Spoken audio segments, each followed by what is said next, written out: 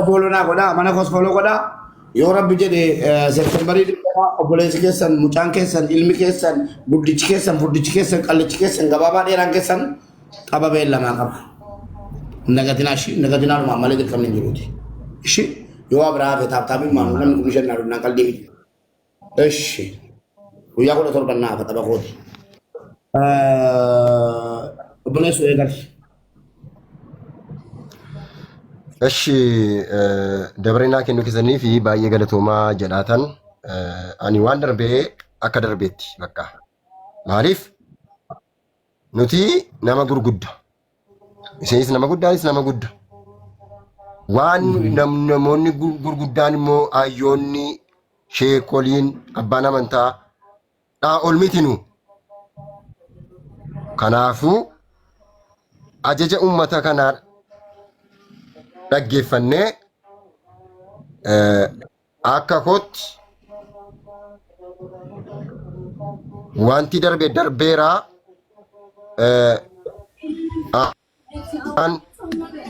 waan ummanni koo naan jedhe ayyoonni koo waan naan jedhan maanguddoonni koo waan naan jedhan beektonni koo waan naan jedhan irratti hundaa'een aan warra koo nan deeffadha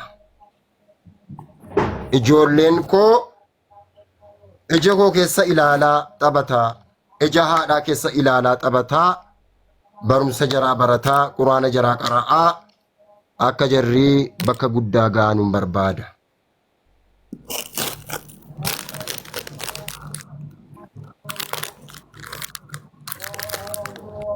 Inna isa amma natti kanaan duras natti balleessine miti isa ammas natti balleessine miti.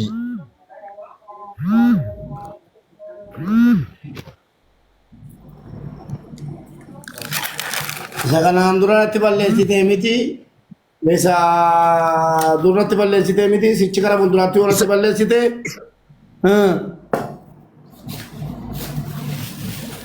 dhaggeeffadhaa innagama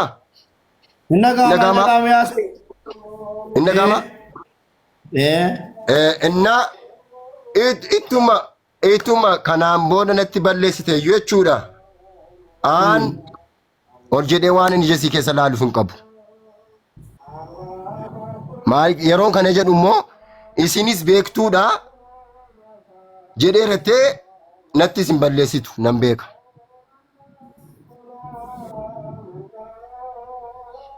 kana na akka naa hubattanii barbaadetanii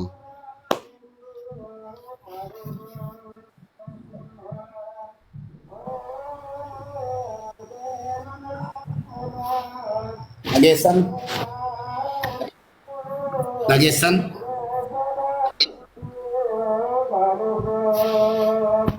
Mata nageessan Abdiin deebi'eera natti fakkaata abdii geetaachoo kaleessa haala gaarii utuu haasa'amaa jirutiti haalli ayyutuun ittiin keessaa baate gaariin turre na dhukkubeessa jettee dubbatteetti Abrish ijoolleen koo jette mati ijoolleen koo ija haadha isaanii ilaalaa ija koo ilaalaa akka isaan guddatan hin barbaadaa jette ilaame maarseete wanti nuti barbaannu waan nurraa barbaadu qaba si galeera haadha manaa kee hin barbaadda haati manaa kee immoo waan isheen barbaaddutu jira kabaja sirraa barbaaddu sila dubbachaa turte bakka mana nyaataa wajjin nagannu keessatti namni yoo deebi'ee dhufe illee na shakka ture jettee jecha akkasii dubbata namni maal hojii lama deebi'a jettee ani kostimeeraan irra daddarbiniiti wanta ishee gaddisiiste kanatti ishee gaddisiiseera lammatas hin gaddisiisu isa gaddisiifte immoo si beeka jecha tokkoon haadha manaa kee kanaa obboleettii kana deeffachuu dandeessaa barate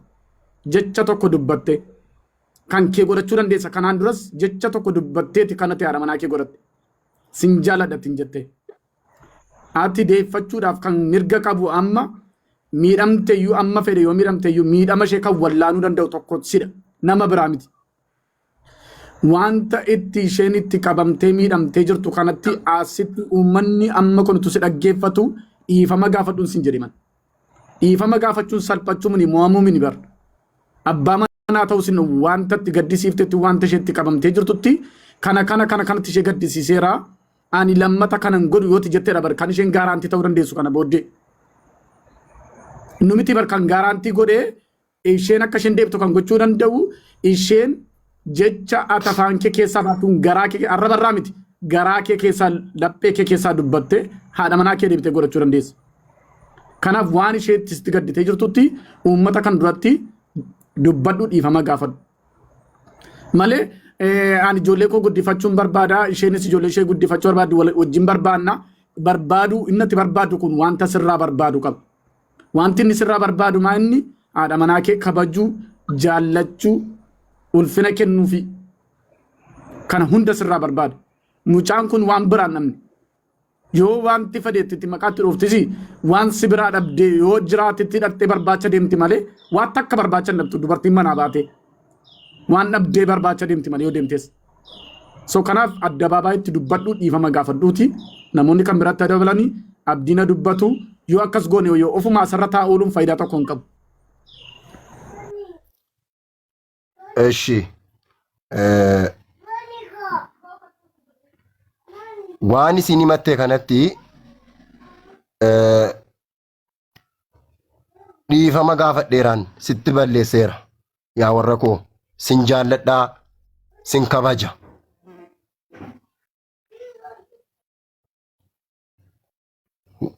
Kanaan booda aan amaluma akkanaa sitti sin fiduu jaalalumaan walumaan jiraannaa sitti balleesseeraa dhiifama guddaa si gaafadheeraa sin jaalladhaa sin kabajaa sin ulfeeffadha.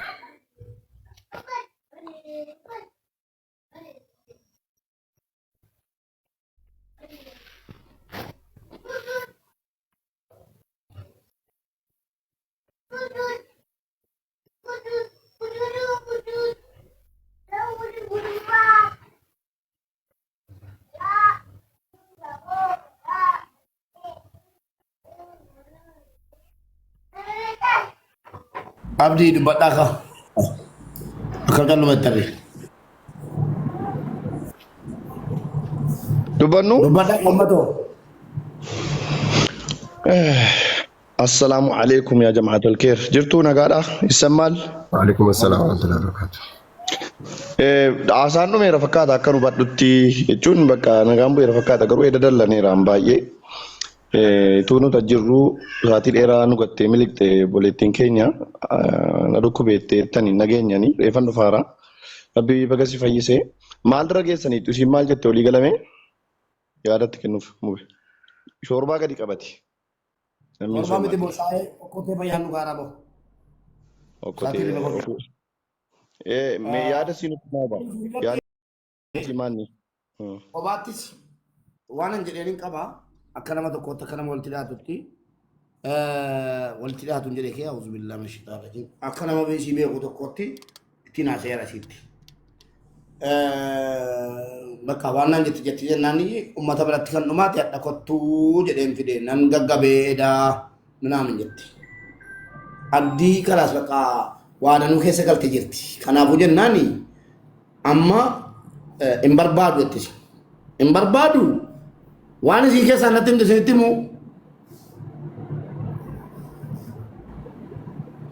Ameen. Mubaarak Dubbii. adaraa Fiddan miti fiddanii bar nama kuma yoo xiqqaate waa'ee nama kanaa maatii kana namni kun 50 ol dhageera. Laayivii irratti guyyaa guyyaa kuma 50 dhagaara.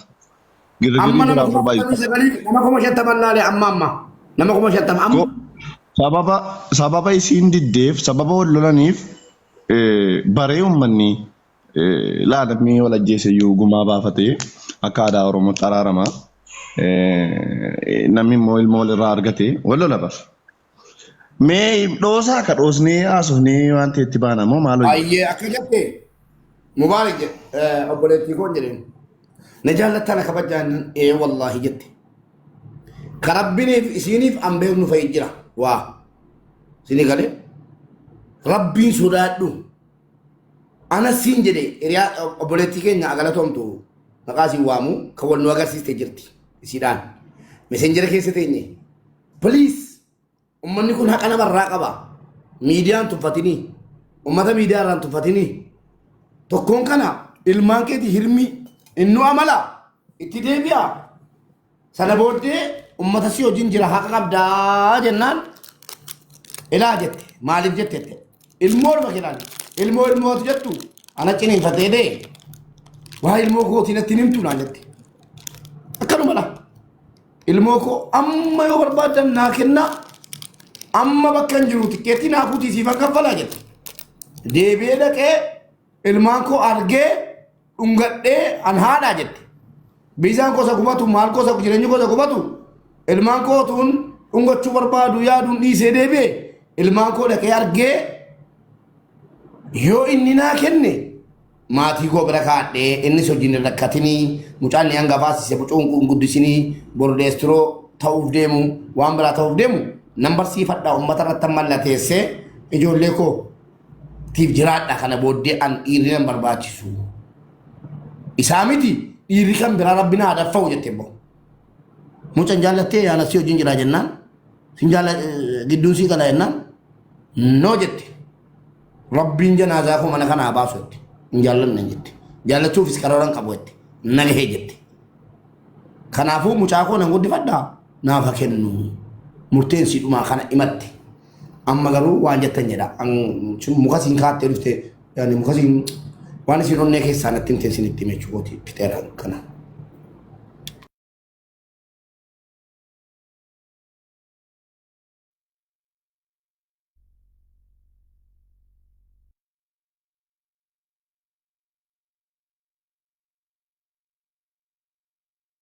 Hirrifatta immoo maa calliftan keessa. Salaam.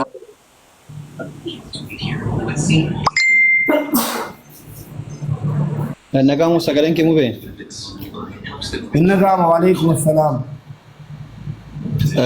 Ani xiqqoo wanti jechuu barbaade. Sagaltaanee shantamni galee ba'ee araarsuu dadhabnee jechuun shame on you. Qeessotas naa fida. Kuliin naa fida. Eshi. Obboleettii jechuun hayuu fi jechuudha wanti jechuu barbaade. Amma namni hunduu jechuudha goda keessa jira malee wanta miidhama isillee isii